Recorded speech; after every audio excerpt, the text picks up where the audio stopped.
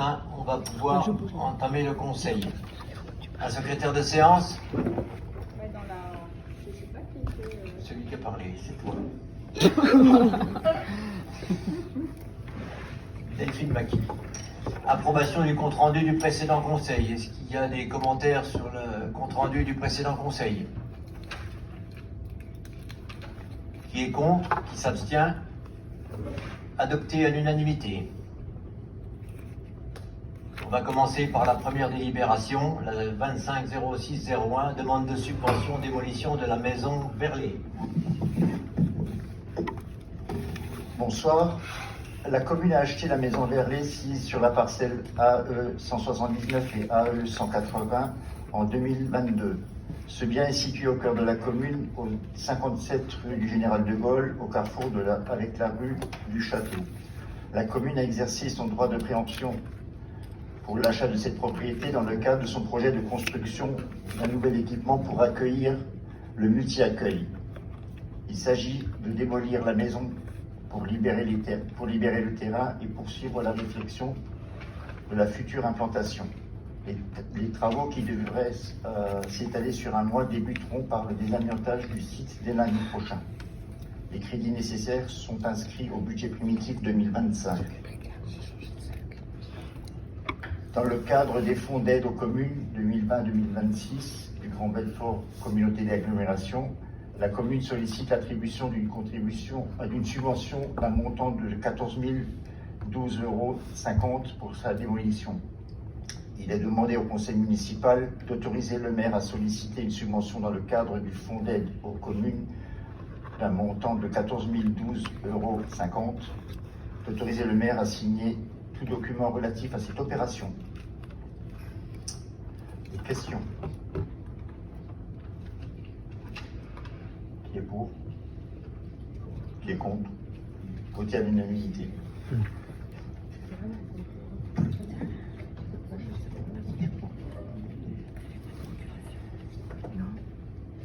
Délibération numéro 2, convention de déploiement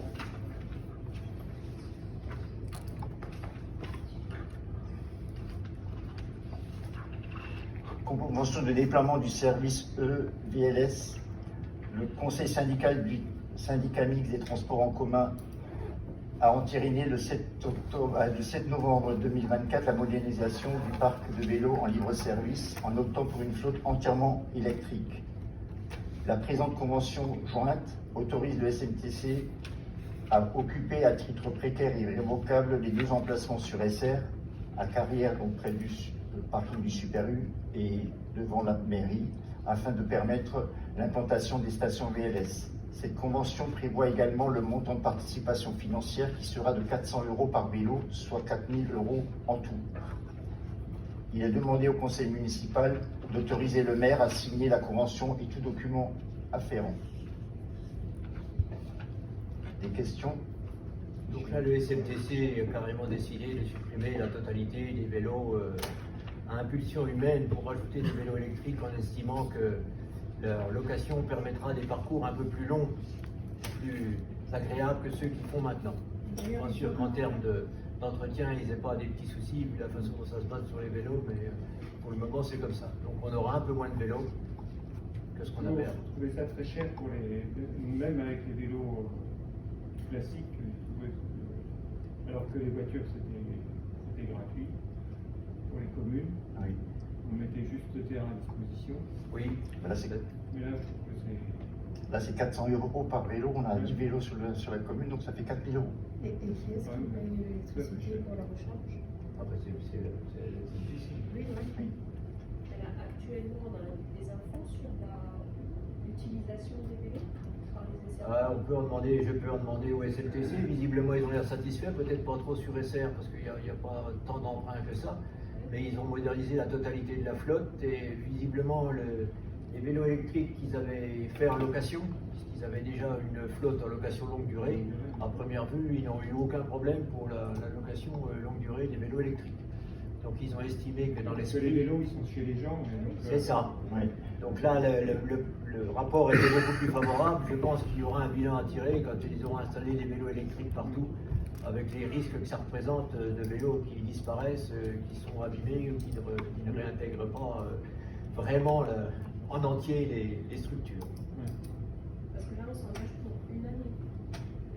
Les vélos, ben là, de toutes les façons, je pense que la convention, ça doit être au moins 3 ans, parce que là, ils font l'installation. Avant, ils ont supprimé la totalité des stations et ils sont obligés de faire Est-ce qu'il l'exploitation. récupère l'électricité pour charger les... Voilà, Il la récupère où? sur les poteaux. Donc c'est la commune qui paye.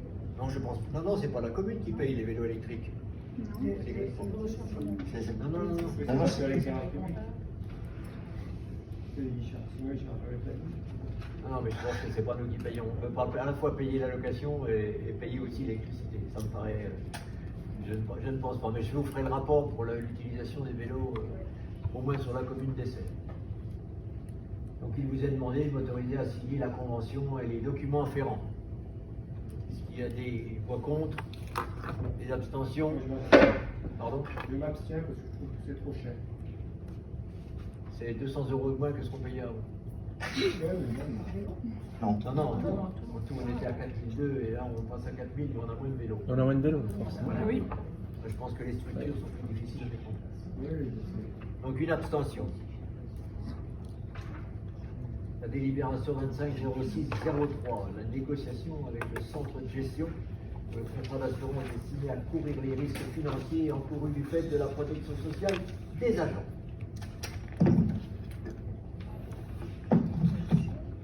Alors actuellement, la mairie a un contrat d'assurance qui avait été négocié par le centre de gestion et ce contrat arrive à terme au 31 décembre 2025. Il sert à couvrir les pertes financières liées aux arrêts de travail des agents. Donc le centre de gestion propose de faire un nouveau nouveau marché, de faire un nouveau marché il fait un appel d'offres aux courtiers en assurance pour pouvoir nous proposer des assurances.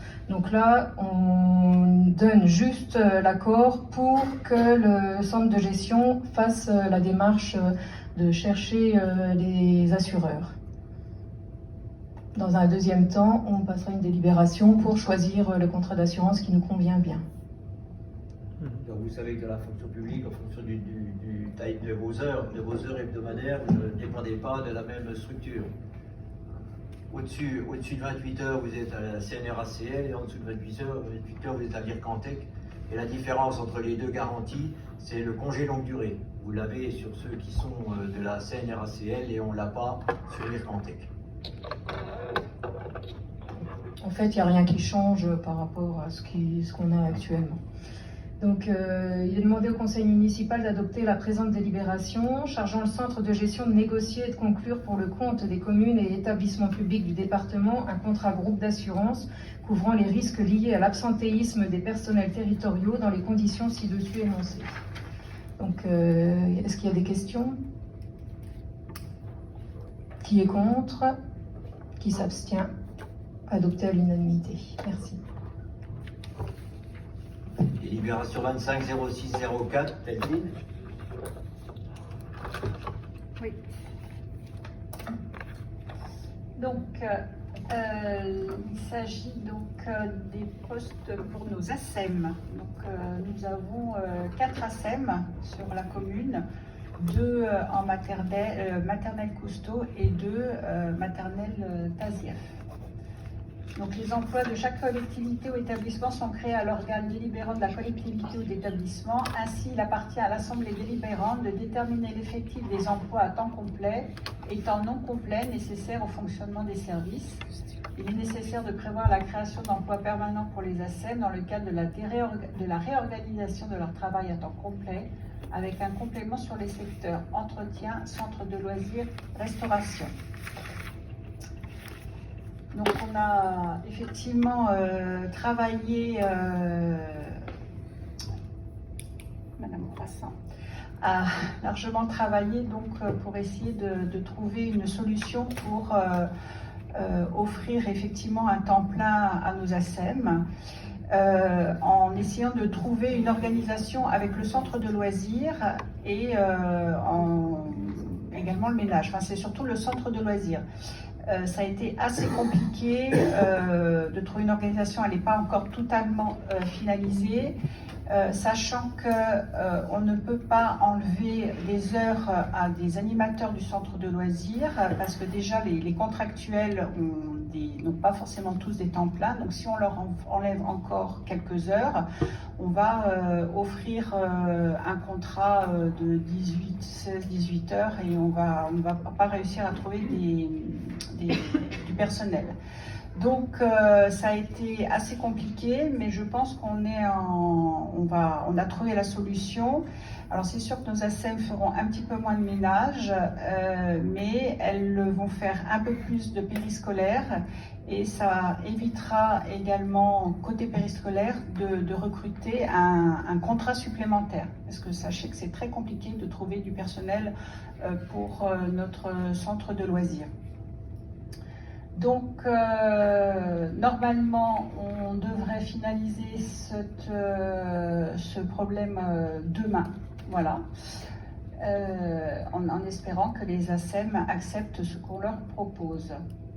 Donc, voici les ASEM. Donc, le grade, c'est agent territorial spécialisé en école maternelle principale de 2e classe. Donc, catégorie C, effectif 3, 35 heures effectifs à partir de la rentrée scolaire au 1er septembre 2025. Voilà, un autre poste.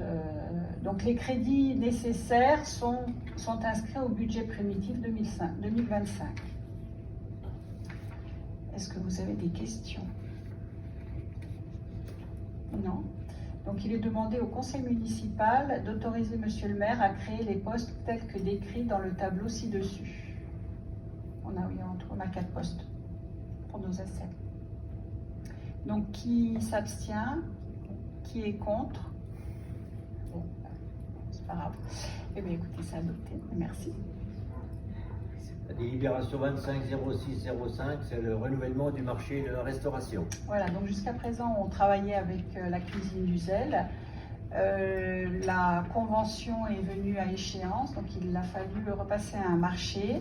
Et nous avons eu 2 prestataires qui se sont manifestés uniquement, donc Cuisine du Zèle à nouveau et Compass Group France. Voilà. Donc les offres ont été effectivement analysées. La commission d'appel d'offres s'est tenue donc le 17 juin et l'analyse des offres. Et donc la commission d'appel a donc a opté pour Compass Group France. Alors Compass Group France est situé à Vesoul, hein, c'est ça? À Saint-Rémy-en-Comté. Ah, mais il y a peut-être une entité à Vesoul, non, c'est Saint-Rémy-en-Comté. Oui, c'est un gros groupe. Hein. Voilà. Donc on s'engage pour 1 an et on verra dans 1 an si on est satisfait de ce prestataire. Voilà. Donc il est demandé au conseil municipal d'attribuer le marché à Compass Group France pour une durée d'1 an, éventuellement reconductible 2 fois. Avant de voter, est-ce que vous avez des questions? Les cuisines du Zèle, c'est Touche, je crois, non? Oui, c'est à Études, oui, tout à fait. Qu'est-ce qui a fait que ça a changé? Eh ben, on avait grosso modo une différence de 10%, ce qui représentait 10 000 11 000 euros. Voilà. 11 000 euros d'écart entre 11 les 000 euros deux sur les mêmes propositions. conditions. Donc en termes de livraison de repas et en termes de coût par repas, ils sont moins chers de 10%. Et au niveau de la qualité des repas, parce qu'ils faisaient quand même, je crois qu'ils ont un parc où ils font leur propre plat, les Château du Zèle. Oui, enfin bon. Des produits De toute façon, hein, c'est exactement c'est le même cahier de charge, hein, donc franchement, ensuite, effectivement, on va tester, mais c'est le prix qui a fait la différence. Effectivement, comme disait Alain Burger, le pain vient de Dessert. C'est M. Herzogenrath qui fournit, qui fournit le pain avec Compass Group France. Voilà, donc on va, courant octobre, je pense qu'on va inviter les représentants de parents d'élèves à venir tester la cantine. Et puis, on fera le point en mars prochain pour voir si on continue avec ce prestataire ou est-ce qu'on relance un marché. Voilà. Vous voulez dire un mot, puisque vous êtes à la commission d'appel d'offres sur Eto, non? Non, de toute façon, il y a grosso modo les prestations, il n'y a pas trop de choix. Non. Vu qu'on ne peut pas éliminer un candidat parce qu'il garantit les mêmes. Oui. C'est une règle de chaque côté. Voilà, donc il est demandé au conseil municipal d'attribuer le marché à Compass Group France, comme je vous l'ai dit tout à l'heure, je me répète, mais c'est pas grave, pour une durée d'1 an, éventuellement reconductible 2 fois. Donc, qui est contre? Qui s'abstient? Une Madame abstention. Garde. Très bien. Et donc, c'est adopté comme moi une abstention. Merci. Délibération 25-06-06, acquisition de parcelles. Daniel. Oui. Donc la commune a fait procéder à une analyse des dotations ainsi qu'une analyse de sa voirie communale avec le concours des services fiscaux. Actuellement, un certain nombre de parcelles relèvent physiquement de la voirie et ne font pas partie du domaine public. Il y a lieu de régulariser la situation. Donc on a découvert qu'un certain nombre de parcelles qui étaient soit en voirie, soit en bordure de parcelles, par exemple de la maison Verlet où on a acheté, il y avait un petit morceau de parcelle qui appartenait à BNF. Il y a lieu de régulariser la situation de ces parcelles afin de garantir leur entretien régulier et ainsi la sécurité des usagers de la route. Et pour ce faire, il est nécessaire de procéder à leur acquisition et que seul le conseil municipal est compétent pour procéder à l'acquisition de biens immobiliers ou fonciers. Le service des domaines, il y a aussi un morceau de terrain qui longe le terrain de foot. Donc il y a une partie de la route et puis un petit morceau qui est dans l'emprise du terrain de foot, donc qui appartient aussi à BNF. Donc le service des domaines a été saisi par Voies navigables de France. La valeur vénale de la parcelle AE53, donc celle qui jouxte la maison Verlet, pour le terrain d'agrément s'élève à 5 860 €, assortie d'une marge d'appréciation de 10%, soit une acquisition au prix de 5 274 €. La partie de voirie sera cédée pour €1 symbolique. De la valeur vénale de la parcelle et la valeur vénale de la parcelle AE6, donc celle qui jouxte le terrain de foot, est fixée à 400 €. Donc voilà les deux parcelles, je ne sais pas si vous voyez très bien. On voit une espèce Voilà. de triangle qui vient traverser la route et qui borde le terrain de la maison Verlet. Donc cette partie-là est divisée en deux parties. Une partie terrain d'agrément, donc celle qui est vendue pour 165 mètres carrés à 5 274 €. Et puis la petite pointe qui traverse la voirie, donc pour 1 €, qui représente 80 mètres carrés. Et puis en contrebas, donc ce qui longe le haut du terrain de foot, là, ça représente 780 mètres carrés, et donc qu'on achète pour 400 €. Sur une partie qui sera en voirie et l'autre partie qui est dans le talus de la zone UL.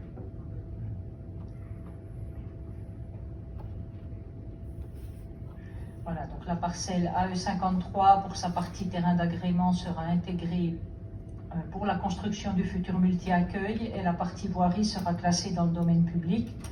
La parcelle AE6 correspondant à la voirie de la rue des Commandos de France sera classée dans le domaine public. Un document d'arpentage est en cours de réalisation par un géomètre expert et la commune saisira un notaire pour réaliser les actes. Donc, les Pas par acte administratif. Pardon ? On ne peut pas faire par acte administratif, vu que c'est deux. Non, pas celui-là parce que BNF a demandé à un notaire. Non. Alors BNF a souhaité un acte notarié.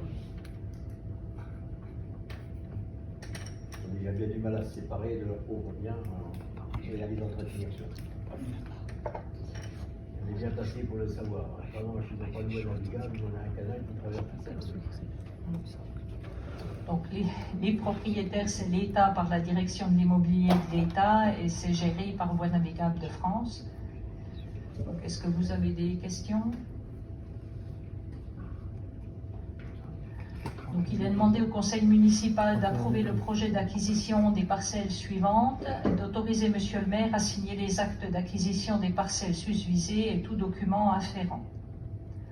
Donc, qui est contre? Qui s'abstient? Adopté à l'unanimité. Merci.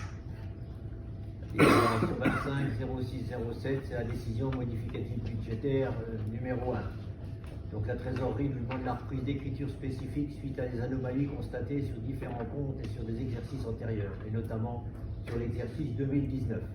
Donc il nous demande d'inscrire dans les dotations 5 000 € dans les dotations aux amortissements.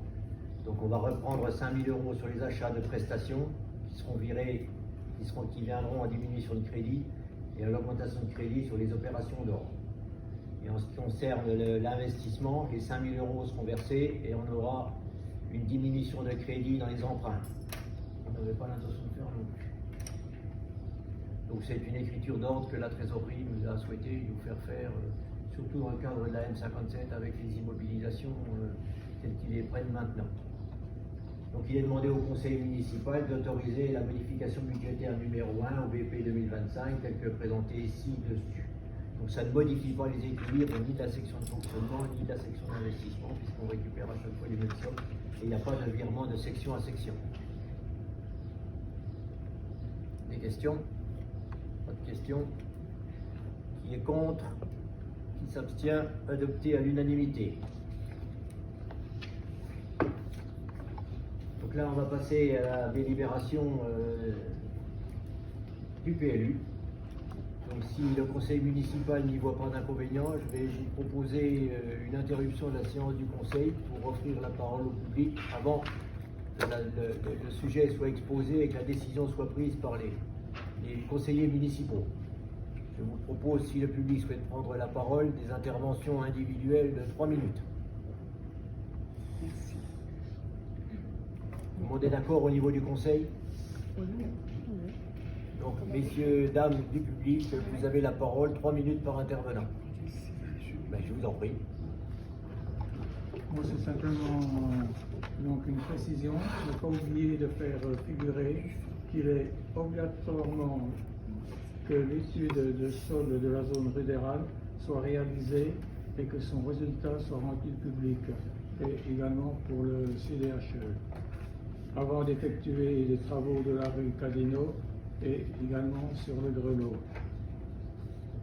Ceci a été confirmé donc la semaine dernière, mardi dernier, par M. Janin, maire d'Essert, et par M. Herzog, donc propriétaire du terrain. Merci, c'est tout.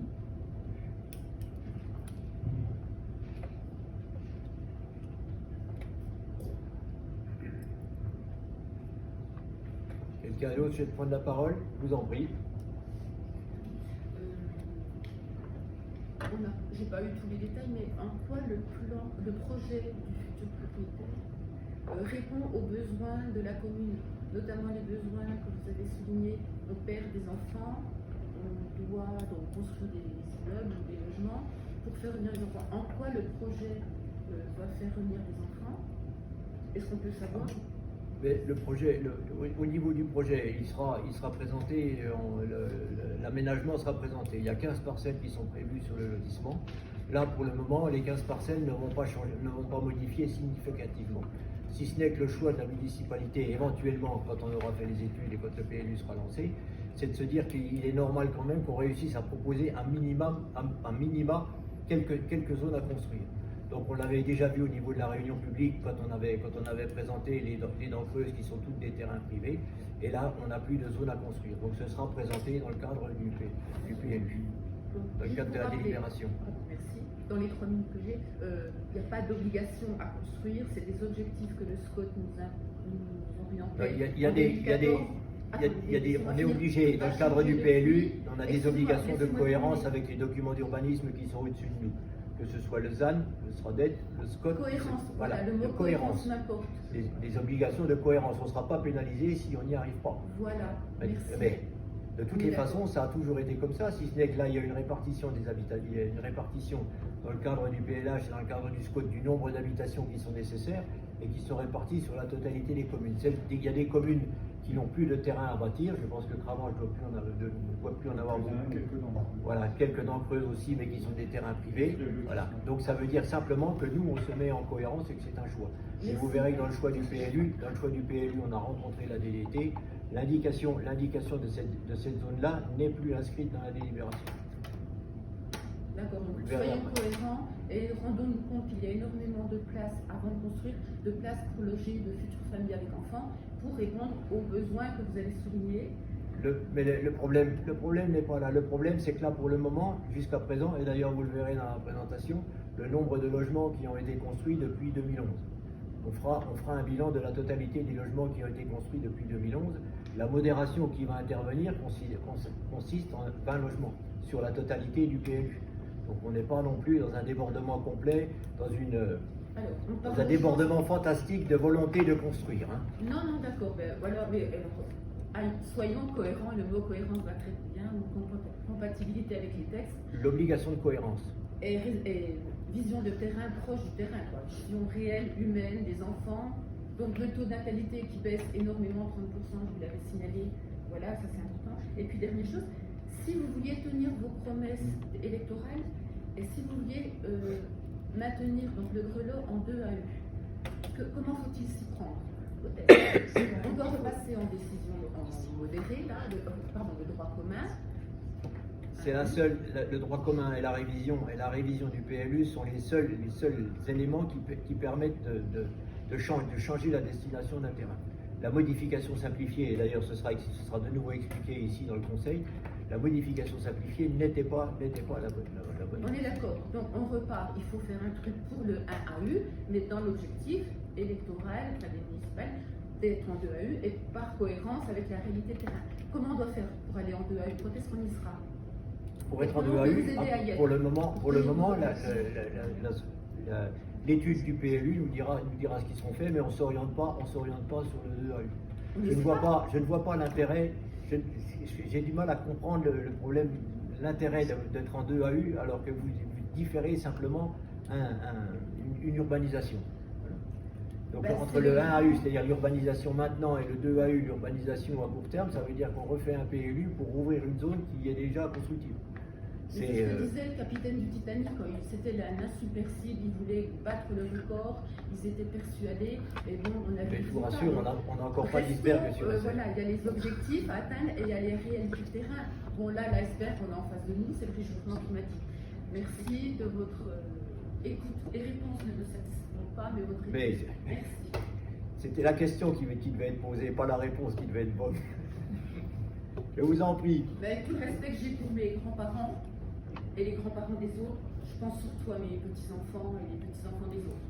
Bien. Voilà, donc voilà, je ne vois pas le problème. Madame Secato. Alors, simplement, moi je vais lire le courrier que je vous ai adressé ce matin, monsieur le maire. Si vous le souhaitez. Je l'ai adressé également à monsieur Spadone, à Séverine dont j'avais l'adresse mail, à monsieur Burger, à qui j'ai demandé, comme je n'avais pas les autres adresses, de diffuser aux personnes du conseil municipal, puisque vous ne savez pas ce qui s'est passé. Nous suivons le PLU, mon mari, enfin les quatre là, mon mari, monsieur Secato et moi, depuis 2008. Alors pour faire vite, je vais lire le courrier. Nous, le couple Secato, Josiane et Jean-Claude, assisterons au conseil municipal ce soir, mardi 24 juin.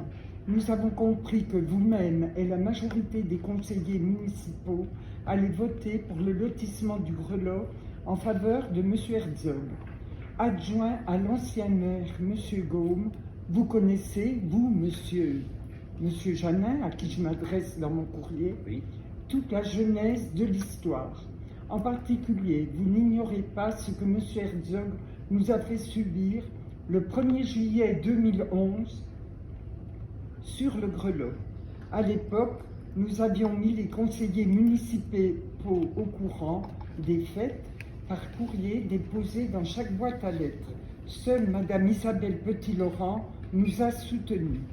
Si ce soir, par délibération, vous choisissez de lotir le Grelot, alors ça, j'informe quand même le public, hein, c'est pourquoi je tenais à lire cette lettre. Si ce soir, par délibération, vous choisissez de lotir le Grelot, je n'hésite pas à dire que vous vous faites le soutien et peut-être même le complice d'une personne qui a exercé contre nous, c'est le mot qui a été déposé dans la plainte, qui a été écrit dans la plainte, des violences volontaires avec armes par destination, c'est-à-dire sa voiture. Il nous a foncé dessus, M. Herzog. Je détiens le procès-verbal faisant foi du dépôt de plainte le 1er juillet 2011, ainsi que les certificats médicaux du docteur Antoine Laloz pour une ITT de 30 jours chacun, certificats renforcés par les certificats médicaux des psychiatres qui nous suivirent avec traitement médical sur une longue période. Pour moi, il s'agit de Madame Jocelyne Lucas et pour mon mari de Monsieur Jean-Paul Olivier.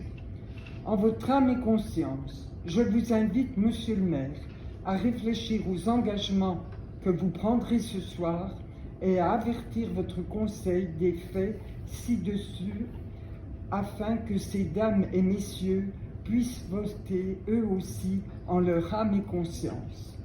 Voilà, c'est tout ce que j'avais à dire, mais c'est un monsieur très violent qui exerce des pressions. Il y a d'autres personnes qui en ont subi, nous si bien que nous quittons le quartier maintenant, parce que voilà. Juste une petite question, puisque là j'avais cru comprendre quand vous avez je suis un peu évoqué, le sujet avec M. Herzog, je voudrais avoir la suite de la plainte qui a été déposée. Comment la suite? Là vous avez déposé une plainte au comité. Oui, elle a été classée sans suite. C'est pas une raison. Ah non, non, mais c'était juste. Ça a elle a été classée sans suite. Pour? Elle a été classée sans suite. Je vais quand même préciser qu'il y avait, je l'ai dit à M. Burger dans le courrier que j'ai joint, qu'il y avait un témoin. Il avait un passager à côté de lui. Nous l'avons signalé comme témoin. Il n'a même pas été recherché. Alors, voilà. C'est tout. Je voulais vous dire, votez en votre âme et conscience, en sachant quel personnage vous confiez le grelot. D'autres interventions? Je peux? Je vous en prie. Alors moi, j'habite à rue Cadinot et je voudrais vous dire que d'abord j'ai voté pour votre conseil, pour votre maire. Vous avez un micro si vous voulez. Ah, merci. On m'entend pas. Approchez-vous, oui, parce que... Oui. Donc je précise qu'avec toute ma famille, nous habitons la rue Cadinot. Voilà. Et que voilà, l'autre jour, nous n'avons pas pu intervenir, enfin moi parce que j'avais une trop petite voix et je n'ai pas pu me faire entendre, c'était un peu trop animé autour. Mais je vais aller dans le sens de l'intervention de Madame tout à l'heure, parce que nous demandons vraiment quelle est l'utilité de reconstruire un nouveau lotissement, alors que la moitié, sinon les 3/4 du coteau et toute la rue Cadinot, sauf les jeunes couples qui se sont installés récemment, la moitié de ces personnes-là vont soit partir, soit mourir. Il n'y a pas d'autre solution dans les 5 ou 10 ans. C'est comme ça, madame, je suis concernée. Je suis concernée au plus près, mais on est bien obligé de vivre la vie. Et donc toutes nos maisons vont être vendues. Elles le sont progressivement, même tellement rapidement qu'on se demande même si nous, qui avions prévu dans 1 ou 2 ans, on va pouvoir revendre la nôtre avant, parce qu'il y a trop de demandes sur des familles moyennes de nos catégories avec enfants. Donc vos écoles vont être réutilisées progressivement. Les gens qui vont venir sont des gens de la petite bourgeoisie, puisque c'est ainsi qu'on nous avait qualifiés, avec qui payent des impôts. Et on ne comprend absolument pas pourquoi il y a urgence de faire ce lotissement là-haut, sauf peut-être pour l'avantage de M. Herzog. Mais l'avantage de M. Herzog, ce n'est pas l'avantage de tout un village. Donc il faut peut-être réfléchir, ne pas se précipiter ce soir, chercher vraiment s'il y a une telle urgence à faire cette opération-là. Ma deuxième intervention, elle porte sur, je ne veux pas parler de la zone du haut, puisque Mme Segato en a parlé, mais elle porte sur la rue Cadinot. La rue Cadinot qui est une rue extrêmement pentue, qui n'a pas de transport en commun, qui nécessite donc de prendre les voitures pour tous nos déplacements. Les déplacements pour conduire les enfants. Comme on est là depuis 50 ans, on sait comment on a vécu, on avait 30 ans, on avait des petits. On les a toujours emmenés, plusieurs fois, une dizaine de fois, on peut dire, par jour, tant entre nos métiers et chacun notre voiture, parce que tout le monde a 2 voitures par la force des choses, on travaille, chaque couple travaille à 2. Et donc, pour emmener les enfants à l'école, aller les rechercher, recommencer à 11h, recommencer à 1h30, recommencer à 4h. tout ce qui est le sport, tout ce qui est la musique, tout ce qui est, etc. Ça fait une douzaine par voiture, une douzaine de déplacements par jour. Si on construit là-haut, s'il y a 25 ménages par exemple, à condition qu'ils aient des enfants, parce qu'il faut déjà pouvoir se payer ce genre de terrain et de maison là-haut, mais même s'ils ont des enfants, ils vont faire comme ça, comme nous, comme on a fait. Donc ça va, et la rue Cadino-Noël va être de nouveau surchargée par les enfants et par les nouvelles voitures, puisque c'est un cycle, et on va y vivre, ceux qui viennent s'installer, ce qu'on a fait exactement il y a 40 ans. Donc on va respirer, ça fait à peu près 450 à 500 voitures de plus, le lotissement du haut, de plus que ce qui existe déjà dans la rue par jour. On va donc respirer tout ça. Et donc c'est très dangereux parce que en montant, les accélérations, non seulement on parle du bruit, ça va devenir invivable, mais en plus on parle des choses qu'on ne savait pas il y a même 10 ans. On ne nous parlait pas des particules ultra fines, on ne nous disait pas parce qu'on ne savait pas en fait. Mais maintenant les études canadiennes et autres tombent. Elles sont tombées il y a 1 mois, il y a 2 mois, qui démontrent qu'il y a des cancers il y a des cancers du sein qui sont directement liés à ces particules ultra fines. Il y a des cancers du cerveau. Et là,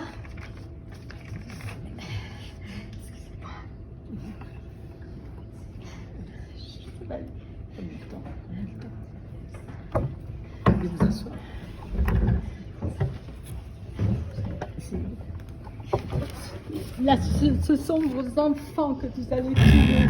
Ce sont vos propres enfants que vous allez tuer. Et vous n'avez pas le droit de faire ça. J'ai soigné, j'ai endormi des tas de gens en 40 ans. Et maintenant, je vois des cancers plus que jamais. Des bébés qui naissent avec des cancers par nos façons de vivre. Et en particulier par toute cette pollution. Et vous allez, si vous votez, vous allez être complice de cela. Vous ne le saviez peut-être pas vraiment, tout ce qui est officiel dans ces résultats, ça vient de paraître. Mais maintenant, vous le savez parce que je vous le dis. Et vous ne pourrez pas aller là contre. Et les parents de ces enfants vont porter plainte contre chacun d'entre vous dès l'instant où ils ne peuvent pas supporter que leurs enfants meurent. C'est pas possible. Et les mamans, les jeunes mamans qui ont des cancers du sein, en pagaille maintenant, c'est pareil.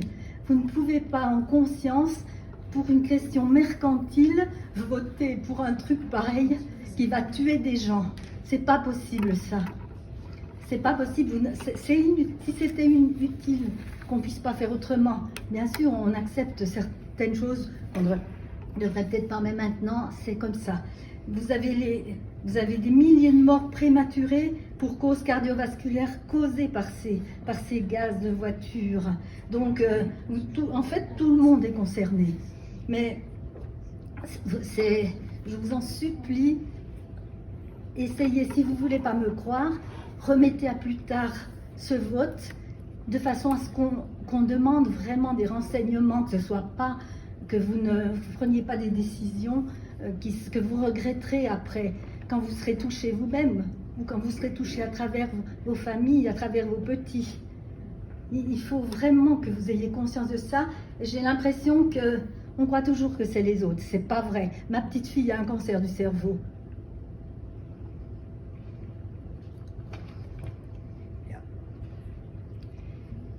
Elle voulait venir,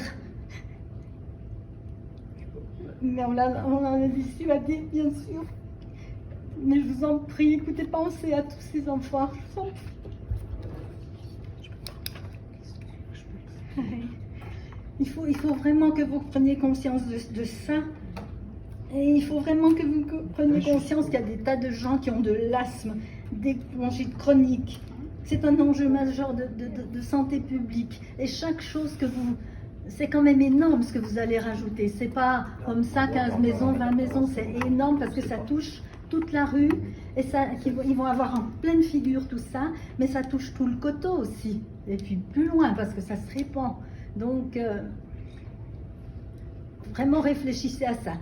l'argent, ça ne compte pas. On n'a pas le droit de tuer un enfant, une personne, n'importe qui, pour de l'argent, pour que les gens... je ne crois pas que M. Herzog soit au secours populaire, s'il veut manger, s'il en est là, il vient chez nous, nous on l'accueillera. Je pense que tout le monde a bien compris le sens de votre intervention. Donc on va peut-être s'arrêter là. Merci beaucoup en tout Mais cas. je vous en prie. Mais réfléchissez bien, c'est très grave ce que vous allez voter.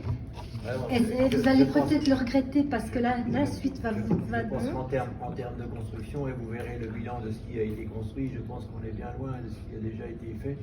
Et en ce qui concerne la pause, on en rediscutera ultérieurement, parce que vous verrez un peu comment ça s'est passé sur la commune et qui n'ont pas posé de problème. Oui, mais on ne savait pas ces choses-là. On a vu les cancers. Il y a longtemps qu'on sait qu'il y a des particules. Oui, on a vu, et on regarde les cancers augmenter de 40% depuis 20 ans, 30 ans, et on le regarde en disant oh, bon, c'était comme ça avant. Non, mais je voulais aussi vous préciser que la rue elle-même, qui va payer, parce qu'elle va être défoncée forcément par toutes les machines, qui va payer? Monsieur Herzog, la rue? Ce sera toute indiqué, la rue? Ce sera indiqué, au moins tous les dégâts qui seront causés, plus la partie nouvelle. Voilà, il y aura pas de trottoir, je suppose. C'est dangereux. Chaque fois qu'on se promène, on est frôlé par les voitures. Qu'est-ce que ça sera dans le moment? Je pense, madame, que les 3 minutes, je pense que j'avais à mais ça fait rien, monsieur. Vous n'imaginerez pas, sauf quand vous serez touché, à quel point ces 3 minutes étaient importantes. Mais voilà, je pense que tout le monde a bien entendu le message. Voilà, pensez à l'eau. Nous, on a encore été, tout notre sous-sol inondé par le dernier orage parce que c'est en pente et que les nous ne suffisent pas. Bien. Voilà. Monsieur Kessler. Merci beaucoup. Non, Madame Jeunesse s'est déjà exprimée, donc Monsieur Kessler est capable de faire les 3 minutes tout seul, non? Non, mais il n'aime pas parler en public. Et alors? Ben, on s'est mis d'accord, c'est collectif.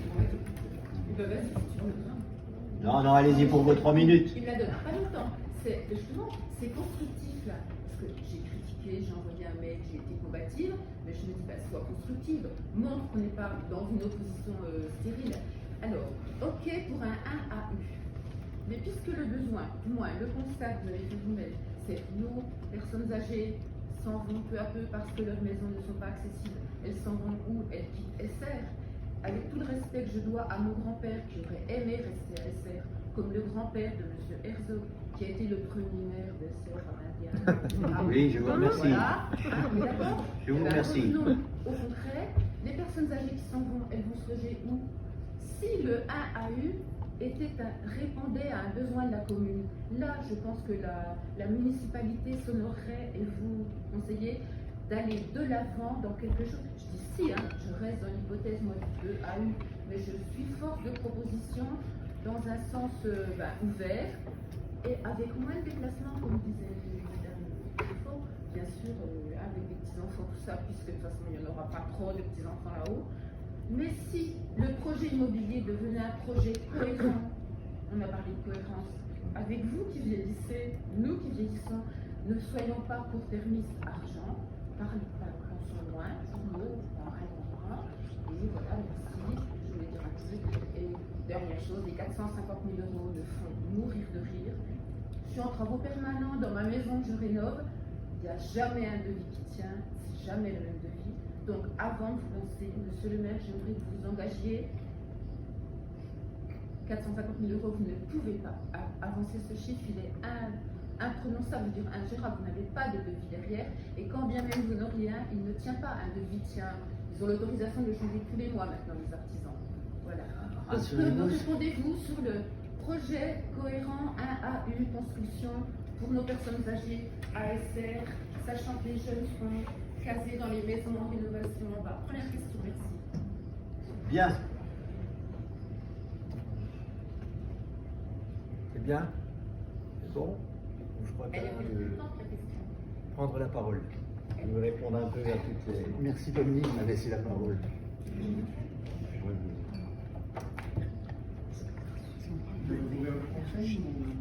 Non, je serai bref, mais je souhaite aborder les divers courriels reçus et certains propos entendus ces derniers jours. Premièrement, vous faites souvent référence à notre programme de campagne 2021. Nous avions effectivement prôné une pause dans le développement de l'urbanisme de la commune et l'adoption d'une urbanisation raisonnée. Cependant, cet engagement ne signifie pas l'arrêt total de toute extension de la commune. Une commune doit continuer de se développer afin de rester attractive et éviter de l'atrophie. Vous faites également allusion au marché immobilier dans la commune. Ce dernier se porte relativement bien, car Essert demeure malgré tout une des communes les plus demandées de la première couronne belfortaine. Actuellement, environ 30 maisons sont mises en vente sur notre territoire, un chiffre stable, mais la demande de terrains constructibles reste également constante. Bien sûr, comme mentionné dans le PLH 2025-2030, il nous reste 1,6 hectares de terrain disponibles intramuros, donc les fameuses dents creuses, mais ces terrains appartiennent à des propriétaires privés. À moins de contraindre ces derniers, je ne vois pas comment rendre ces terrains constructibles. Plusieurs voix se sont également élevées ces dernières semaines pour s'opposer au reclassement en 1 AU du site des Grelots. Je parle reclassement parce en fait aujourd'hui, après le jugement rendu le 6 février dernier par la Cour d'appel de Nancy, cette décision a justement eu pour conséquence directe son reclassement en zone 1 AU. Donc aujourd'hui, on est en zone 1 AU. Donc ainsi, si demain matin, monsieur le propriétaire du site dépose une demande de permis d'aménager, cette dernière sera instruite selon le PLU actuellement en vigueur. Notre objectif aujourd'hui, c'est donc de mettre un terme à ces 12 années de procédure et d'entériner simplement la décision rendue par la Cour d'appel de Nancy qui a replacé de fait le secteur en 1 AU, ni plus ni moins. En définitive, il s'agit pour la commune de trouver l'équilibre entre préservation du cadre de vie et dynamique nécessaire à son attractivité. La volonté de respecter les décisions de justice tout en favorisant une urbanisation maîtrisée guide chaque choix dans l'intérêt de l'ensemble des habitants et habitants. L'avenir d'Essert se construit donc dans le dialogue, la lucidité et le souci de l'intérêt général afin de garantir un développement harmonieux et durable. Merci. C'était tout. Bien. Nous allons reprendre le conseil municipal, si vous le voulez bien. Dans le cadre du PLU, dans le cadre de cette procédure judiciaire, il est à noter qu'elle a été menée à son terme par la commune sans volonté d'en modifier ni la portée ni le contenu depuis le vote de 2021. Je voudrais préciser qu'à titre personnel, compte tenu des lettres que j'ai reçues, je ne suis marié qu'avec mon épouse. Je ne connais pas, je ne fréquente pas M. Herzog. M. Herzog n'est pas mon ami. Voilà, même si je le côtoie régulièrement sur le SCOT ou à la UTB, puisque je suis représentant au niveau du Grand Belfort, je n'ai pas d'acquaintance particulière avec M. Herzog. Je n'ai pas dit non plus. Non, mais je ne vous vise pas particulièrement. Je dis simplement que dans tous les courriers qu'on a reçus, M. Herzog est largement cité. Donc je ne suis pas marié avec M. Herzog. Donc la décision numéro 22 NC 01 712 de la Cour administrative d'appel rendue publique le 6 février 2025 annule la délibération du conseil municipal de Essert du 4 mars 2021 par laquelle il a approuvé la modification simplifiée du PLU. Cette modification simplifiée reclassait la zone 1 AU Le Grelot en zone 2 AU. La mise en œuvre de cette décision de justice nécessite une procédure d'évolution du PLU. Donc pour rappel, sur Besançon, le jugement s'est fait sur le fond, il y a eu un avis favorable en considérant que le passage en 2 AU autoriserait une urbanisation à moyen et long terme. À Nancy, un jugement sur la forme, le rejet, l'usage de la procédure était inadéquat pour un déclassement de parcelles. Quand on reprend le règlement de la procédure de modification simplifiée, vous pouvez constater que cette procédure peut être employée lorsqu'il y a eu une erreur matérielle, dans le cas d'une majoration des droits à construire, pour supprimer un dépassement de droits à construire, et dans certains cas exceptionnels prévus par la loi. Donc dans la discussion et dans les mémoires qui ont été présentées par les avocats, ça n'a pas été fait mention, c'est le rapporteur public du tribunal de Nancy qui a sorti ça. Donc il n'y a pas eu, le tribunal de Nancy a simplement dit, vous faites comme vous voulez, mais vous le faites bien. On a interrogé, et c'est pour ça aussi que ça a mis un petit peu de temps, on a interrogé la DDT, on a interrogé les avocats, on a interrogé l'agence d'urbanisme, pour savoir quelles étaient les conséquences de la commune vis-à-vis de cette décision du tribunal. Le Conseil d'État, donc ça c'est le retour de la DDT, mais tous les retours vont dans le même sens. Le Conseil d'État a estimé que les dispositions du premier alinéa de l'article, mais je vous les montrerai tout à l'heure, a ainsi entendu mettre fin à la pratique qui consiste pour les communes à prendre à la suite de l'annulation partielle du plan local d'urbanisme une nouvelle délibération tirant les conséquences de la décision de justice, sans pour autant mettre en œuvre les procédures prévues par le Code de l'urbanisme. Donc au vu de ces éléments, il vous revient d'engager sans délai une nouvelle procédure de modification. C'est pour ça qu'on en est là aujourd'hui, de telle façon à être sûr qu'on soit dans les clous par rapport à la décision qui sera prise. Le Code de l'urbanisme, je ne sais pas si vous les avez lus, mais c'est toujours intéressant. Donc en cas de déclaration d'annulation ou d'illégalité d'un schéma de cohérence territoriale, a pour effet de remettre en vigueur le plan, la carte communale ou le document d'urbanisme immédiatement antérieur. Ça, c'est un des deux articles. Le deuxième, le 153.7, nous dit qu'il faut élaborer sans délai les nouvelles dispositions en application du jugement rendu. Et enfin, le dernier, bien sûr, parce que c'est toujours trop simple, il décide que l'annulation et la déclaration d'illégalité peut remettre en cause le cas échéant. Et on n'a retrouvé aucun jugement qui nous indique le peut et le cas échéant. Donc nous sommes repartis dans une modification. Donc il ressort de ces éléments que la zone du Grelot repasse en 1AU jusqu'au vote de la modification qui va être votée aujourd'hui. Bien sûr, dans le cadre de cette modification, elle est un peu plus compliquée que la modification simplifiée qui a eu lieu, puisqu'il va y avoir une décision, une délibération qui va être prise aujourd'hui. Après l'étude, il y aura une enquête publique. Avant l'enquête publique, on va passer aux personnes publiques associées. Après, vous aurez l'enquête publique et après, vous aurez les décisions de la commune suite à l'enquête publique, à la prise en compte des différents éléments qui seront inscrits. Pour mémoire, la commune d'Essert, c'est quand même 707 hectares. Sur ces 707 hectares, on a 327 hectares d'espaces boisés, dont 287 de forêt et dont 170 de forêt communale. On a 179 hectares de vocation agricole, donc fauche, pâture, qui représente 22%, 140 hectares d'urbanisés en tout sur la totalité de la commune, ce qui représente 20%. On a 27 hectares de milieu aquatique et 21 hectares de culture. Donc bien sûr, tous ces éléments, ils sont consultables sur le site de la commune dans le cadre du document d'urbanisme. Justement, dans le cadre du PLU, on l'a passé à la réunion publique, ça fait 20 délibérations, celle-ci sera la 21e pour le document d'urbanisme de la commune. On aura peut-être, dans le cadre des discussions sur le ZAN, le SRADET et le SCOT, des modifications à reprendre quand ils auront mis à jour la totalité des documents. Mais on n'en est pas là. La délibération, donc la délibération 25-06-08, c'est la délibération mettant en œuvre la modification du PLU d'Essert. Je vous ai rajouté, tel que notre directrice des services nous l'a prévu, vu le Code général des collectivités, vu l'ordonnance, vu le Code de l'urbanisme, je vous passe ça. Cette modification simplifiée va comprendre la mise à jour des OAP sur les zones 1AU qui sont déjà passées en zone U, donc sur la zone du Coudray, et sur les réserves qui avaient été mises sur la salle Saint-Paul. On va avoir des ajustements du règlement, c'est-à-dire qu'on va profiter de cette modification pour inclure à l'intérieur de la modification de droit commun des éléments qui auraient parfaitement pu être gérés dans le cadre d'une modification simplifiée, puisque c'est des aménagements du PLU qui ne génèrent pas de tension particulière. Donc on aura, compte tenu des modifications climatiques et techniques, et de faciliter l'instruction des autorisations d'urbanisme. Ces modifications concernent les toitures, notamment les bacs aciers, des garages et des hangars, les panneaux sandwich pour les carports, les pergolas, les vérandas, le nombre d'annexes et les garages préfabriqués et les clôtures. La zone N du Tremblay, les arbres remarquables et bien sûr le dossier du Grelot. On va les passer tous au fur et à mesure. La destination de l'emplacement réservé numéro 1.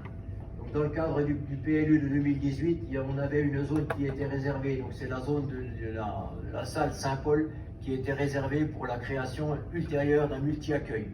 Dans le cadre des discussions qui ont eu lieu avec la salle Saint-Paul, elle n'est actuellement pas disponible. Donc la commune a fait le choix d'utiliser le terrain qu'elle avait acheté, donc le terrain Verlet. Donc la modification, la réserve qui était mise sur la salle Saint-Paul et qui concernait la création d'un multi-accueil va être modifiée pour y inscrire une salle associative. Donc la salle Saint-Paul, le terrain fait quand même 4 parcelles pour 1979 mètres carrés Et c'est un terrain dont on ne peut pas se passer compte tenu de la fréquentation des écoles et des nécessités de stationnement. Donc la réserve va perdurer, mais sous un autre motif, ce qui vous est proposé. Ah ben là, vous verrez rien, dommage, il y a trop de lumière. Un projet de construction de serres maraîchères est demandé en zone N du PLU au lieu-dit Le Tremblay. Ces serres ne relèvent pas de la sous-destination exploitation agricole, il convient donc de modifier le règlement en créant un secteur de taille et de capacité d'accueil limitée sous réserve de l'absence d'incidence sur l'environnement et le paysage. Donc pour ceux qui ont déjà suivi le PLU, les gens de la ferme du Tremblay avaient souhaité non plus rester en terre agricole autour de la maison, mais à passer en zone naturelle. Il se trouve qu'en zone N, telle qu'ils l'ont choisi maintenant, ils ne peuvent pas mettre les serres qu'ils souhaiteraient mettre. Donc ils ont demandé à bien vouloir modifier légèrement le PLU de telle façon à ce que ces installations soient autorisées. Donc vous voyez que le Tremblay, on a une toute petite zone qui est NU, et tout le reste est en zone N, et après on est en terre agricole sur le vert, clair. Donc c'est dommage que vous ne voyez pas, mais depuis qu'il a été passé en zone N, il y a eu des plantations qui ont été exécutées de vergers. On a la modification au niveau des arbres remarquables. Donc le règlement du PLU classe les arbres remarquables au titre de l'article L151-23 du Code de l'urbanisme. Donc là, pour le moment, on avait, notamment sur la rue de l'Âtre de Tassigny, 2 arbres qui avaient été inscrits comme remarquables. C'est les 2 cèdres qui sont sur la propriété Sirufo. Il s'avère que ces 2 cèdres, à l'heure actuelle, sont complètement dépéris. Donc le diagnostic a eu lieu par le représentant de l'ONF. Les cèdres sont bons à abattre. Donc il va falloir qu'on s'en débarrasse. Si ce n'est que dans le cadre des arbres remarquables, on est censé les replanter au même endroit. Or, comme la commune a l'intention de négocier pour élargir le trottoir sur la rue de l'Âtre à cet endroit-là, au niveau de la maison Sirufo et de la maison Locatelli, pour ceux qui connaissent un petit peu le secteur, donc la discussion interviendra sur la replantation des arbres remarquables sur un autre site, en choisissant une espèce qui sera peut-être un petit peu moins sensible au changement climatique, puisque visiblement les cèdres qui sont restés ne supportent plus cette modification du climat. Donc on aura sûrement des espèces à choisir qui seront un peu plus adaptées au changement climatique. Et maintenant on arrive à notre PLU. Vous savez qu'il y a eu une référence qui a été faite au PADD de 2018 qui comprenait 6 éléments: la maîtrise et le développement urbain tout en pérennisant le dynamisme de la commune, valoriser la qualité architecturale et paysagère, maintenir les activités économiques, favoriser le développement durable du territoire, préserver les espaces agricoles et forestiers et valoriser le cadre de vie de la commune. Donc ça, c'est les 6 grands thèmes du PADD de 2018. Celui qui nous intéresse principalement, c'est maîtriser le développement urbain tout en pérennisant le dynamisme de la commune. Donc poursuivre le développement modéré de la population. À échéance 2028, le souhait de la commune est de poursuivre l'accueil de la population et la création de logements de manière modérée, avec comme objectif la prévision d'une croissance plus faible que celle des années 2000. Ce sera pas difficile. Ce développement modéré pourrait porter la population à environ 3600 habitants et nécessiterait la création d'environ 140 logements, dont 10% seulement au sein du bâti existant, afin de favoriser la densification du tissu urbain. Il est bien évident que si la zone des Grelots finissait en 1 AU, nous n'aurions pas le projet de diversification de l'habitat et d'équilibre, puisque c'est des secteurs qui seront hors de prix, et tout le monde l'a bien compris.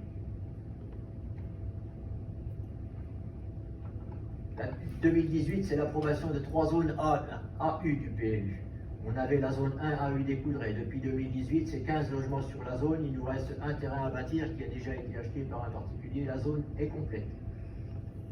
En ce qui concerne la zone 1 AU du Grelot, c'est celle qui a été déclassée et qui justifie la modification de notre règlement. Et la zone 2 AU de Lousteau, qui représente des parcelles individuelles. Il doit y avoir à peu près 7 propriétaires sur les parcelles Lousteau, plus le problème de transit. Information depuis 2011. Depuis 2011, le 1 AU du Coudray, c'est la construction de 42 maisons individuelles. Donc ces 42 maisons comprennent à la fois la zone du Coudray et les 2 maisons qui ont été construites derrière les immeubles. 2 immeubles collectifs de 16 logements, c'est Carré de l'Habitat. Territoire Habitat, qui a fait un immeuble de 12 logements le long de la rue de Gaulle, plus 16 logements en 4 pavillons, donc c'est Carré de l'Habitat également.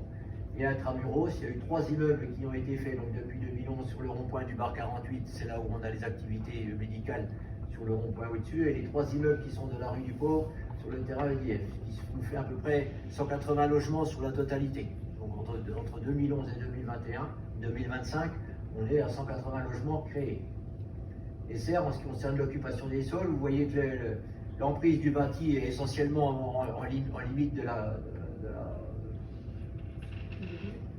l'agglomération Belfortaine. Elle est concentrée sur l'entrée du village avec un réparti jusqu'à la fin, mais en zone beaucoup moins dense. On a des espaces agro-naturels et des massifs forestiers, c'est ceux qu'on a vus tout à l'heure, qui représentent 45%. Le massif forestier et haies représente 45% de notre volume. On a une particularité sur SR, elle vous est située ici. Vous avez vu dans le cadre du 1AU des Coudray qu'on a une particularité. On a une conduite de gaz et une ligne à haute tension qui passe sur cette zone-là, qui traverse la rivière et qui passe de l'autre côté pour arriver jusqu'en bas de l'antenne, plus la zone humide qui est tout le long de la Doucette. Les terres. Donc les terres, vous avez ici la valeur des terres. L'étude environnementale, c'est l'évaluation environnementale des terres. Vous retrouvez tous ces éléments sur le PLU dans le site de la commune d'Essert. Le lotissement du Grelot est marqué en prairie de Fauche. Le PLH, puisqu'on l'a évoqué, le PLH, on a une emprise mobilisable à l'intérieur de l'urbain de 1,6 hectares. On les avait vus au niveau de la réunion publique. Vous avez toutes les zones sur lesquelles on retrouve quelques zones libres. La plus grosse étant sur la rue du Mont qui doit faire 39 ans, sur l'entrée des Serres près de la ferme Quefla.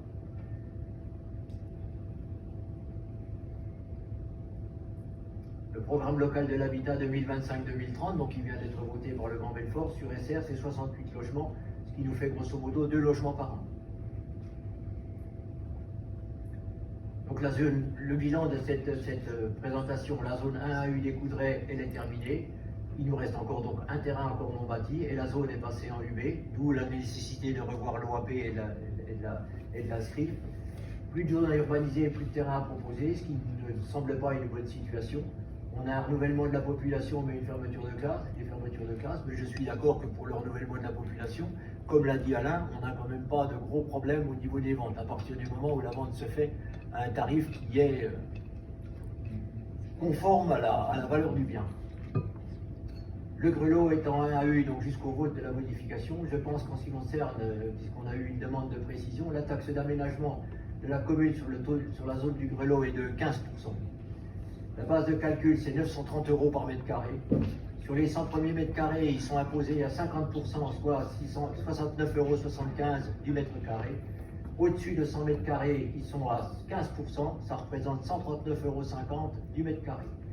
Grosso modo, une maison de 200 mètres carrés construite sur les Grelots représenterait une taxe d'aménagement de 20 900 €. Le calcul qui a été fait, c'est que pour combler un défi, pour combler des travaux de 450 000 €, il faudrait que toutes les maisons fassent 250 mètres carrés et que les appartements fassent tous 100 mètres carrés. Donc ce n'est pas rien non plus. Et maintenant le PLU. La reprise du PLU, elle est soumise à différentes contraintes, aux règles de procédure. Dans ce cas-là, nous, la procédure qui va être mise en place, c'est la modification de droit commun. C'est-à-dire qui est un peu plus compliqué que la modification simplifiée, qui ne répondait pas aux critères nécessaires. Et à des obligations de cohérence avec le ZAN. Vous savez que le ZAN a été voté, il n'est encore pas mis en place, mais entre 2021 et tout ce qui a été construit 2021-2031 ne peut pas excéder 50% de ce qui a été construit entre 2011 et 2021. La commune d'Essert est dans les clous, puisqu'on a construit sur la zone des Coudray 6,5 hectares. Et par contre, il est évident qu'à partir de 2050, les constructions ne seront autorisées qu'à partir du moment où on va compenser. Donc les prises d'espace quelque part, il faudra les compenser par des espaces verts ailleurs. Le SRADET, le schéma régional d'aménagement, de développement durable et d'égalité, donc qui est un schéma régional. Le SCOT, qui est le schéma de cohérence territoriale et l'échelle urbaine, qui va étudier aussi les documents d'urbanisme quand ils leur sont fournis. Le PLH, le plan local de l'habitat, mais c'est toujours de la cohérence, c'est-à-dire que si vous n'avez pas de zone constructible, le plan de l'habitat ne sera pas exécuté. Et on est obligé de tenir compte de tout ça pour modifier notre plan local d'urbanisme, qui est notre plan local. Ici, en ce qui concerne les constructions sur SR, en réalité, on sait parfaitement que la zone sud, avec la Doucette et les zones humides, sont éloignées du bâti par rapport à ce qui existe maintenant. En ce qui concerne le bâti sur la zone nord, on a 4 points d'accès. On a la rue Cadino, la rue Lousteau, la rue Prévost et le chemin de la Ferme. Donc ça limite les extensions, en sachant qu'on est contraint avec la zone d'exclusion de la ferme sur les 50 mètres autour de l'exploitation fermière. La modification de droit commun qui va être exécutée en 2025, elle doit prendre en compte la décision du tribunal de Nancy. La condition, de toutes les façons, en ce qui concerne les conditions de la mairie, c'est la procédure de participation financière pour la réalisation des travaux. La mairie ne paiera pas les travaux. La mise à jour du PLU sur les OAP, sur les Pré-Coudray et la salle Saint-Paul, le Tremblay avec l'installation de serres en zone N, les garages, puisque là, à l'heure actuelle, on a un certain nombre de secteurs où les garages préfabriqués, comme les APP, ne sont pas autorisés. Donc là, on propose de pouvoir en installer quand même. Les toitures bac acier, notamment en ce qui concerne les garages et les hangars, et les panneaux sandwich, puisque maintenant, tout ce qui est carport, et pergola et véranda, on a des toitures qui ne sont plus vraiment, qui ne sont pas intégrées dans le cadre du PLU. Et dans le cadre des annexes, révision du nombre, donc de 2 à 4, en sachant qu'une annexe, bien sûr, il faut faire la différence entre annexe et extension, mais si vous mettez une pergola et un hangar, vous ne pouvez plus mettre votre piscine. Donc on a décidé, pour faciliter, comme on est dans une zone résidentielle, d'augmenter le nombre d'annexes de 2 à 4. Et dans les clôtures, on sait déjà que les clôtures, on a des murs qui sont limités à 80, la hauteur du mur est limitée, la hauteur de la clôture est limitée à 1,80 m en tout. Donc on souhaiterait intégrer la possibilité de gabions. On a déjà 2-3 personnes qui les ont mis, mais ce n'est pas intégré à l'heure actuelle dans notre PLU. Il y a eu, dans l'article du journal, une insatisfaction qui a été exprimée en ce qui concerne le devenir et l'aménagement de la rue du Grelot. Donc le Grelot, le voilà, l'aménagement qui a été prévu, mais qui date de 2011, c'est une voie centrale.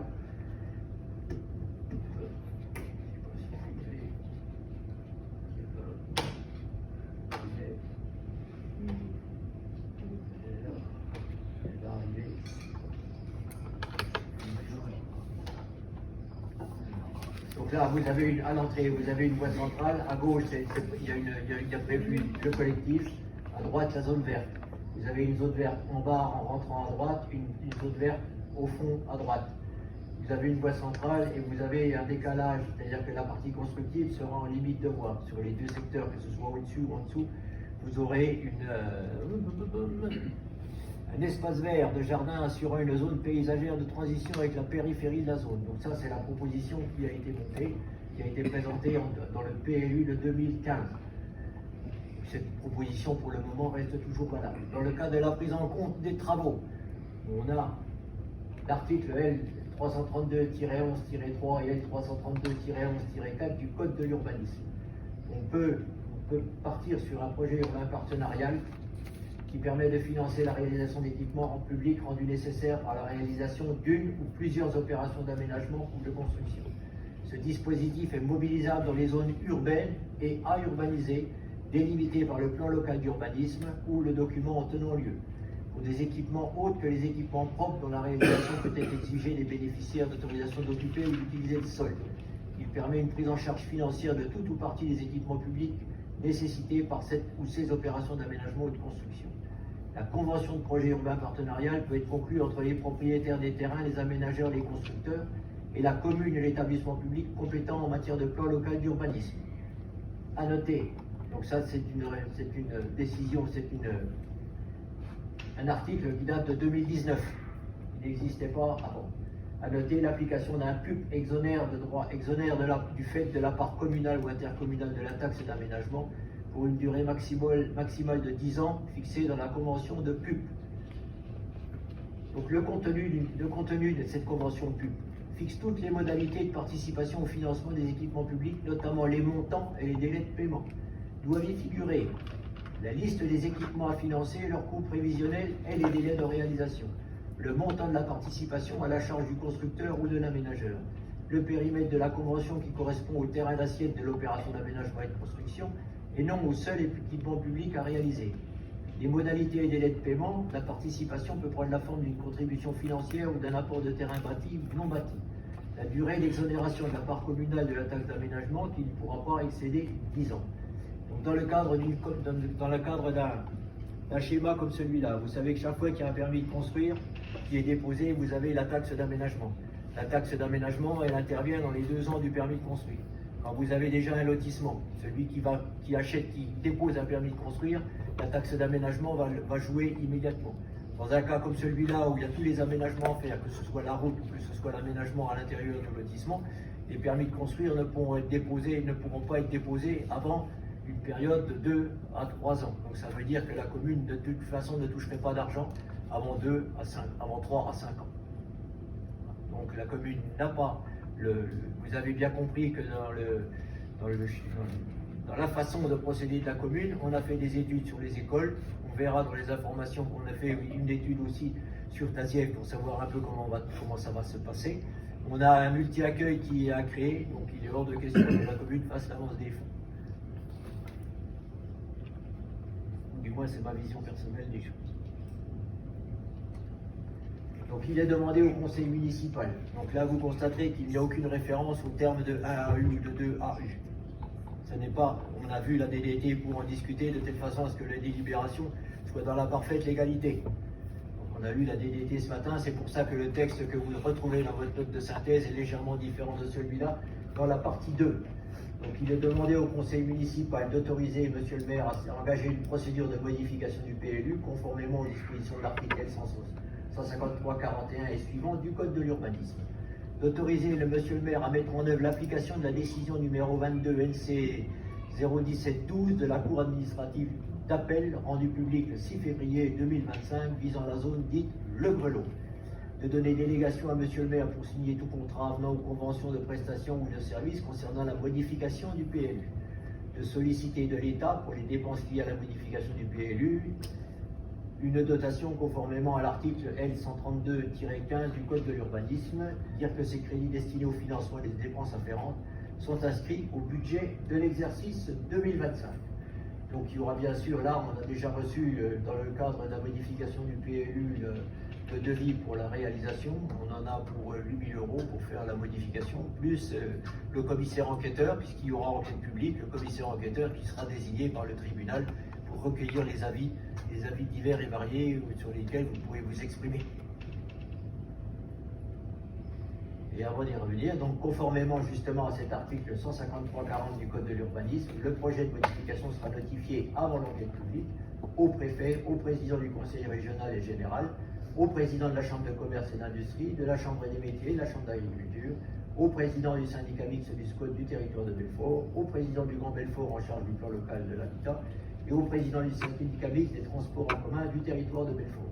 Donc ça, c'est toutes les personnes publiques associées qui seront informées de l'évolution du PLU quand il sera mis en enquête publique. Donc avant d'être mis en enquête publique, il faudra qu'il soit validé par tous ces organismes.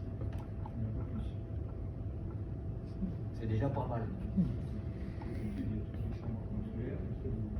Je ne sais pas si la chambre consulaire, mais il y a la MRAE, il y a la totalité des dispositifs. Est-ce qu'il y a des questions?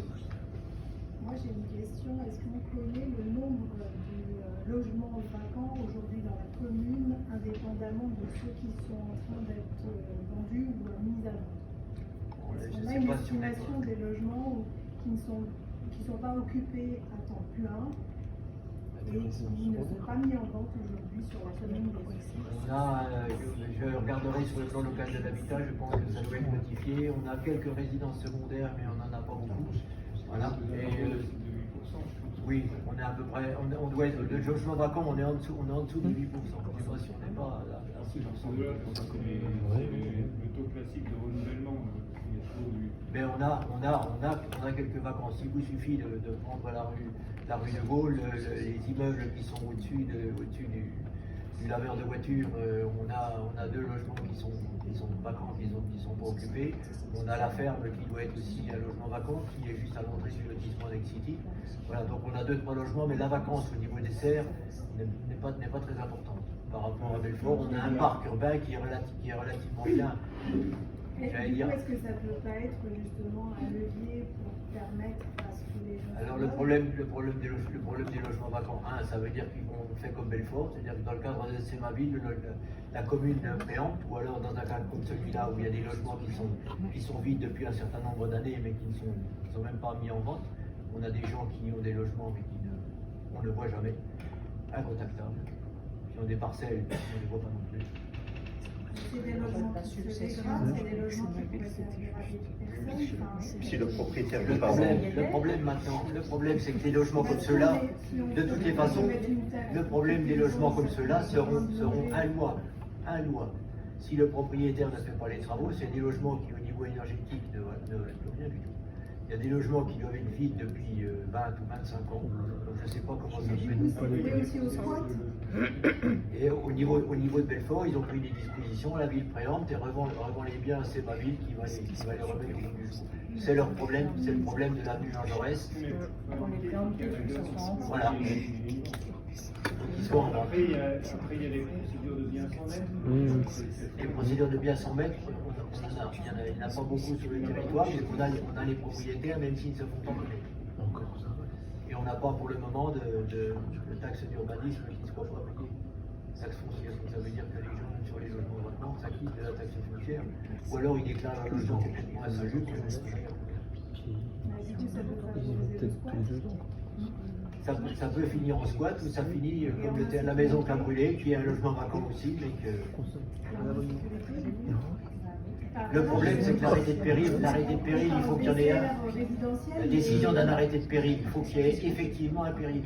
Pour l'arrêté de péril, notamment sur la maison qui a brûlé, il n'y a pas d'arrêté de péril, il n'y a pas de danger particulier sur les passants ni sur la circulation. Donc l'arrêté de péril ne peut pas être pris, même si ça ressemble à une poubelle. Donc vous avez vu que d'ailleurs dans les documents d'urbanisme tels qu'ils vous ont été présentés, on n'a pas l'impression que celui qui a écrit le premier a écrit le deuxième. Puisqu'à un moment donné, on vous dit si il y en a un qui a annulé, vous repassez automatiquement sur le document précédent, le deuxième qui nous dit vous repassez le document mais il faut recommencer, puis le troisième qui nous dit le cas échéant, ça peut être ça. Donc on s'est conformé dans le cadre de la modification du PLU à l'avis de la DDT. Même pour la délibération, en ce qui concernait la prise en compte de la décision du tribunal. On n'indique pas la remise à niveau du 1AU sur le code. Ça ne fait pas partie de la modification. Ça fera partie de la modification, mais ça ne fera pas partie de la décision qu'on prend aujourd'hui. Aujourd'hui, on prend la décision de faire la modification du PLU. Parce qu'on n'a pas le choix. De toute façon. Non, mais je voulais quand même savoir. Oui, mais je regarderai pour savoir combien. On vérifiera parce qu'on doit avoir ça dans les logements vacants. On doit avoir ça dans les documents fiscaux, les logements vacants. Je communique là-dessus. On sera demandé ça. Madame Croissant s'occupera de ça. Hein? Bien. En ce qui concerne les autorisations qui vous sont demandées, est-ce qu'il y a d'autres questions? Qui est contre? Qui s'abstient? Pardon, j'ai une procuration qui vaut contre la réalisation de la modification. Oui. Moi aussi, je suis contre. Deux. Mais parce que c'était dans 1AU et 2AU, là ça change. Hein. Ouais. Là, on acte la réalisation de la modification du PLU. Donc on ne parle pas, on ne considère pas que le zonage est terminé. On sait pertinemment que la décision du tribunal administratif a remis la zone du Grelot à 1AU et que nous, au niveau communal, on est obligé de refaire une modification du PLU. Donc aujourd'hui, c'est la décision de faire la modification du PLU. Avec enquête publique et sans fermer la possibilité d'être en 2AU. Avec enquête publique, et il y aura un programme qui sera fait dans le cadre du cabinet Initiative Aménagement qui va nous faire le PLU et qui sera présenté aux personnes associées de façon à ce qu'il soit compatible avec tous les éléments. Après, là, pour le moment, vous ne votez pas la modification, vous votez l'instauration du PLU. On aura le temps de réfléchir à l'intérêt général et particulier de la commune. Il y a une obligation de la commune. Avec l'obligation de la commune. Et de la nature surtout. Il n'y a pas que la Bien. Les abstentions? Deux non. Et la dernière qui vous est demandée et qui vous a été communiquée un petit peu plus tard, c'est pour ne pas avoir à refaire un conseil municipal. Vous savez qu'on a préparé la sécurisation de la rue de l'Arc de Tassigny.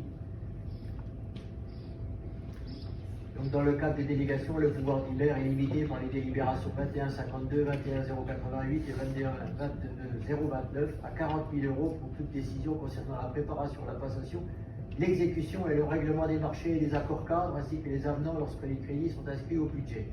Dans le cadre de la rue de l'Arbre de Tassigny, on était dans le devis qui avait été fait, une estimation à 141 000 €. Donc c'est en dehors des pouvoirs qui m'ont été conférés par le conseil municipal. Donc le marché aménagement des dispositifs de sécurité rue de l'Arbre étant accessible jusqu'au 30 juin, il est nécessaire d'attribuer ce marché pour l'exécution des travaux pendant l'été ou à la fin de l'été. Donc il y aura la commission d'appel d'offres qui va se réunir le 7 juillet.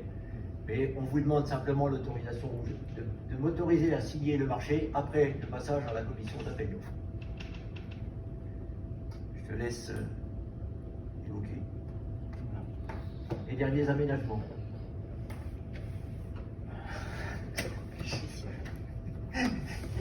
Donc c'est la rue de Tassigny, l'entrée de la commune en venant de Bavier, avec la nouvelle configuration de l'entrée, le rond-point qui sera légèrement déplacé vers le centre pour obliger davantage les voitures à tourner autour du rond-point. Donc ça, avec l'ajout dans la partie descendante en venant du centre-village d'un dispositif, d'un plateau surélevé en béton. Vous voyez là juste avant de... Hein? Ah oui, Merci. En descendant du centre du village, vous allez à l'entrée du rond-point qui actuellement est situé à ce niveau-là. Il sera décalé sur côté rue. On décale le centre. Voilà. Et à ce niveau-là, parce qu'aujourd'hui, le problème qu'on rencontre très souvent, c'est que les voitures qui sortent de la commune accélèrent et ne ralentissent pas à la porte du fameux rond-point. On va rajouter à ce niveau-là un plateau surélevé pour vraiment obliger les voitures à ralentir. Et là, il y aura bien une courbe qui sera prononcée avec des bordures qui seront hautes. La nouvelle configuration encore au-dessus des voilà. Par rapport aux premières propositions qui a été faite, on a essayé de décaler le rond-point au maximum, de telle façon d'avoir une circulation qui soit en termes de voies de circulation qui soit réduite par la portion congrue, mais aux dimensions qui sont exigées par le département. Donc il n'y a pas d'aide au niveau des voies. C'est pour ça d'ailleurs que vous avez le rond-point qui a été diminué en volume mais qui n'a pas été restreint, de façon à obliger les gens à ralentir sur cet espace.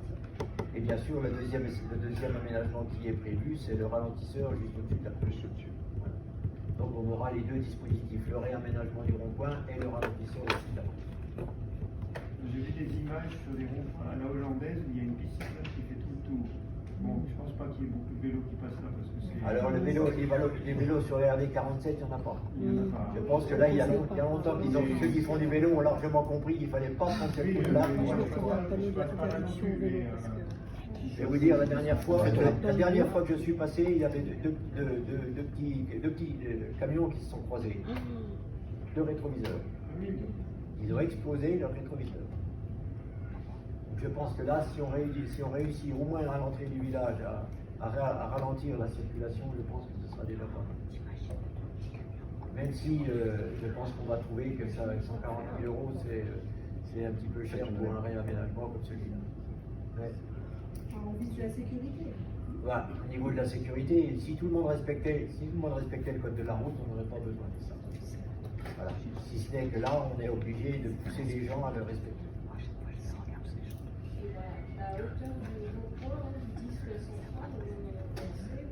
La hauteur du rond-point, ce sera pas plat, les gens. Non, ce ne sera pas plat.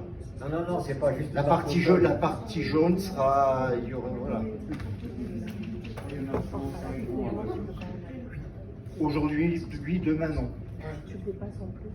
C'est apparemment Normalement, ça doit être le même style que, que les ronds-points qui sont vers l'autoroute, au milieu. Donc il vous est demandé de m'autoriser à attribuer le marché aménagement des dispositifs de sécurité rue de l'Arc de Tassigny après la commission d'appel d'offres et de m'autoriser à signer les actes et documents afférents. Est-ce qu'il y a d'autres questions? Qui est contre? Qui s'abstient? J'ai une procuration qui vote contre. Contre l'aménagement? Oui. 3. Je me donne Mazéga, après Jean-Pierre et Piquet. Et puis Hélène. Non, il n'y a que deux dames. La procuration est... Ça fait deux. Quelques informations. Donc là, il faut vous préparer, puisqu'on va bientôt arriver au petit jeudi du 10-07 au 21-08, et les petits jeudis se termineront par un spectacle pyrotechnique en clôture. Donc ferez attention au stationnement des véhicules de dernier jour.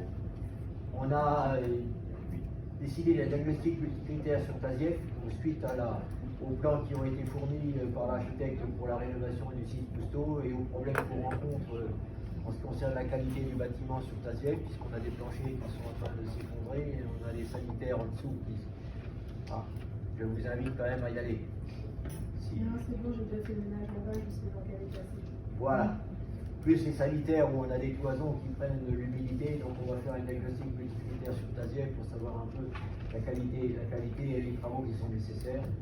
Et à l'heure actuelle, on a un relevé topographique sur les voiries et les terrains, donc surtout les terrains qui enjambent les domaines communaux, mais qui ne sont pas forcément sur les voiries. Et on aura, je ne voulais pas montrer puisque c'est passé rapidement, on avait sur... je reviens 2 minutes, voilà. Dans le cadre de la maison Verlet, où on a les trois parcelles qui sont en jaune, les 2 qui seront rajoutées, c'est celle en bleu, et on va avoir une petite parcelle qui est venue avec M. Hartmann pour qu'on ait les lignes qui soient, qu'on n'ait plus ces petits mecs à l'intérieur de la propriété. Donc on aura une propriété aux formes régulières. Voilà. Donc on a un certain nombre de terrains qui vont être piquetés, et notamment celui de la voirie aussi, puisqu'on va avoir une partie, on va avoir une différenciation sur les parcelles avec une partie qui va être intégrée voirie et l'autre qui sera intégrée terrain. Vous avez déjà réfléchi à ce que vous allez faire sur Alors, ce terrain-là? je vais en parler. La visite qu'on a eue aujourd'hui. On a fait la visite de la crèche de Fraillé qui a ouvert en mars 2025. Ils ont fait l'inauguration tout à l'heure. C'est une crèche qui accueille 20 enfants, possible monter à 23. Donc c'est, j'allais dire, une structure qui est similaire à ce qu'on recherche nous. Donc on n'a pas encore de plan, mais on a recueilli les besoins nécessaires et demandés par rapport au nombre d'enfants pour la PMI. Et puis les recommandations aussi de nos agents, puisque ce qu'on recherche au niveau de la crèche, c'est le bien-être des enfants, le bon développement, attirer aussi les enfants, j'allais dire, dans notre commune. Et puis, donc pour l'instant, on n'a pas de plan fixe par rapport à ça. Mais au vu de la superficie qu'on a, on pourrait avoir tout à fait une structure interne avec un extérieur comme ils ont à Fraillé, et puis la possibilité aussi d'avoir des parkings pour que les parents déposent leurs enfants. Et le parking, il serait mis dans la zone. Ça, on ne sait pas encore. On ne sait pas encore comment le définir, mais on voudrait une zone de circulation. On a une exigence au niveau du personnel qui souhaite 12 places de stationnement, puisqu'on aurait 24 places, 12 places de stationnement pour les parents et 4 places de stationnement pour le personnel. La crèche qu'on a visitée à Fraillé, elle fait 300 mètres carrés. Voilà. Ah, ils ont du parking là-bas, oui. Mais quand vous allez à Fraillé, vous vous rendez compte qu'ils ont un dispositif à l'intérieur, on se retrouve dans une seule zone avec la totalité des bâtiments communaux, que ce soit la mairie, que ce soit la salle des fêtes, les écoles, la crèche et le périscolaire. Ils sont tous sur le même périmètre. C'est une zone qui est très prisée au niveau parking. Les parkings, de toutes les façons, il faudra qu'ils soient au long d'arbre. On verra l'aménagement. On a grosso modo 14 arts de terrain. On a 14 arts de terrain et le bâtiment il doit faire à peu près 300 mètres carrés. Donc là sur Fraillé, reprise au sol? Oui, il n'y a pas d'étage. Hein. Oui. Ils ont tout fait sur un seul niveau. Ils ont 300 mètres carrés, ils ont fait 4 dortoirs, ils ont une grande salle. Et à côté de ça, ils ont une petite salle à manger, un bureau, une cuisine. Ils ont une zone de change, une zone de réserve. Enfin, ils ont tout ce qu'il faut dans le bâtiment sur les 300 mètres carrés. Alors je pense que l'aménagement qu'ils ont choisi n'est pas forcément celui qui est réclamé par les employés, enfin les employés de la crèche, puisqu'ils ont mis un certain nombre de considérations sur les aménagements qui seraient à prévoir pour un bon fonctionnement. Mais on arrive en termes de surface à peu près à ce qui est prévu. Quand vous regardez un dortoir, les normes du dortoir, c'est 7 mètres carrés pour le premier lit, 1 mètre carré par lit supplémentaire. Ils ont fait 4 dortoirs, mais ils n'ont pas concentré au niveau des lits. Et puis là, c'est pas la demande qui est faite en fonction des catégories d'âge. Donc on mettra le plan et dans le plan de la maîtrise d'œuvre, on incorporera les demandes des services.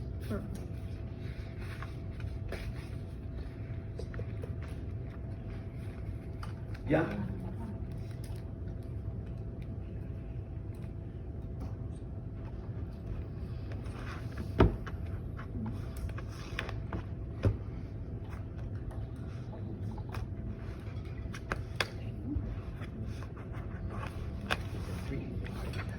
Et maintenant, sauf s'il y a des questions diverses, en dehors de celles du PLU. Bien, là, je vous remercie d'être venu, le conseil municipal est levé, et je vous souhaite à tous une bonne soirée.